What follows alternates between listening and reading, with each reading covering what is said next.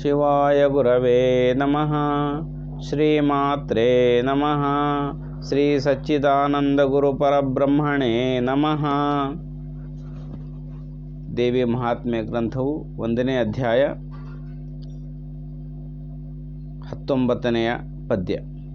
ಎಸೆದು ದಾಸಿವ ಸಜ್ಜಯವು ಬೆಳೆಗೆಸೆದು ತೋರಿತು ಕೋಟಿ ಭಾನುಗಳ ಸಮತೇಜಗಳಿಂದ ನವರತುನಗಳ ಕಾಂತಿಯಲಿ.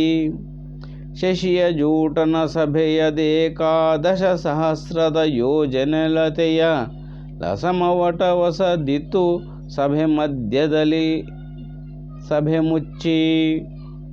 ಹೀಗೆ ಅಲ್ಲಿ ಎಲ್ಲರೂ ದರ್ಶನಕ್ಕೆ ಹೋಗ್ತಾ ಇದ್ದಾರಲ್ಲ, ಅಲ್ಲಿರ್ತಕ್ಕಂಥದ್ದು ಹೇಗಿದೆ ಅಂದರೆ, ಆ ಶಿವನ ಸಜ್ಜೆಯು, ಶಿವನ ಶಯ್ಯಾಗೃಹ, ಅಲ್ಲಿರ್ತಕ್ಕಂಥ ಗೃಹ ಹೇಗಿದೆ,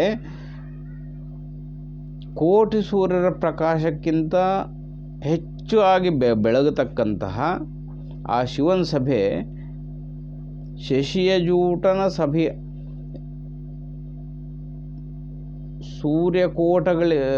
ಕೋಟಿ ಸೂರ್ಯರಿಂದ ಭಾಸವಾಗಿರ್ತಕ್ಕಂತಹ ಆ ತೇಜದಲ್ಲಿ ಅದಿದೆ.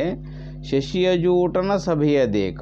ಶಶಿಯ ಜೂಟನ ಅಂದರೆ ಚಂದ್ರನನ್ನು ತಲೆಯಲ್ಲಿ ಇಟ್ಟುಕೊಂಡಿರ್ತಕ್ಕಂತಹ ಆ ಶಿವನ ಅವನ ಸಭೆ ಹೇಗಿದೆ, ದಶಸಹಸ್ರ, ಏಕಾದಶ ಸಹಸ್ರ ಯೋಜನೆ ಅಳತೆ ಏಕಾದಶ ಅಳತೆ. ಈ ಏಕಾದಶ ಅಳತೆ ಅಂದರೆ ಹೇಗೆ? ಏಕಾದಶ ಅಂತಕ್ಕಂಥದ್ದೇ ಒಂದು ವಿಶೇಷ. ಎಲ್ಲ ಕಡೆಗೂ ಏಕಾದಶ. ಇದು ಪ್ರಾಣಗಳೆಷ್ಟಿದ್ದಾವೆ? 5 ಪಂಚಪ್ರಾಣಗಳು ಅಂತ ಹೇಳ್ತಾರೆ. ಪಂಚಪ್ರಾಣಗಳು ಮತ್ತು ಪ್ರಾಣ, ಅಪಾನ, ಉದಾನ, ಸಮಾನ, ವ್ಯಾನ, ಇವು 5 ಪಂಚಪ್ರಾಣಗಳಿದ್ದಾವೆ.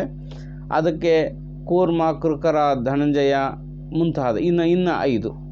ಅಲ್ಲಿ 10 ಪ್ರಾಣಗಳು. ಪ್ರತಿಯೊಂದು ಶರೀರದಲ್ಲಿ ಇರ್ತಕ್ಕಂಥ ಇವು ಪ್ರಾಣಗಳೇ. ಆ ಪ್ರಾಣಗಳಲ್ಲಿ 10 ಆಯಿತು.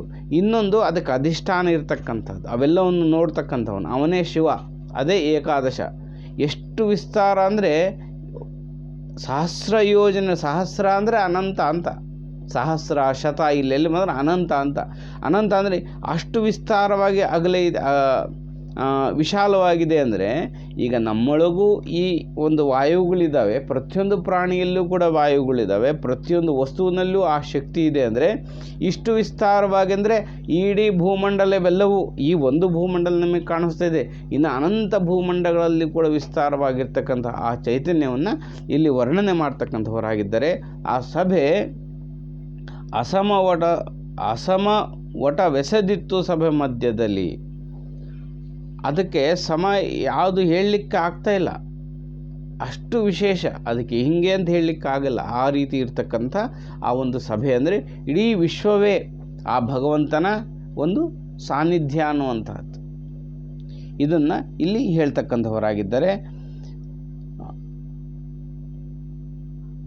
ಆಲದ ಮರದ ಸಭೆಯ ಮಧ್ಯದಲ್ಲಿ ಸಭೆಯನ್ನು ಎಲೆಗಳಿಂದ ಮುಚ್ಚಿ ಶೋಭಿಸುತ್ತಿತ್ತು ಅಂತ ಇಲ್ಲಿ ವರ್ಣನೆ ಮಾಡಿ. ಎಲೆಗಳಿಂದ ಅಂದರೆ ಆಚ್ಛಾದನವಾಗಿರ್ತದೆ. ಭಗವಂತನ ಒಂದು ಇರುವಿಕೆ ಎಲ್ಲ ಕಡೆಗೂ ಇದೆ ಅಂತ ಅರ್ಥ.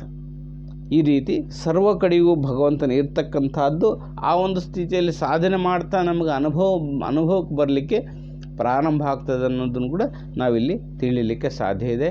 ಶಿವಾಯ ಗುರುವೇ ನಮಃ. ಶ್ರೀಮಾತ್ರೇ ನಮಃ.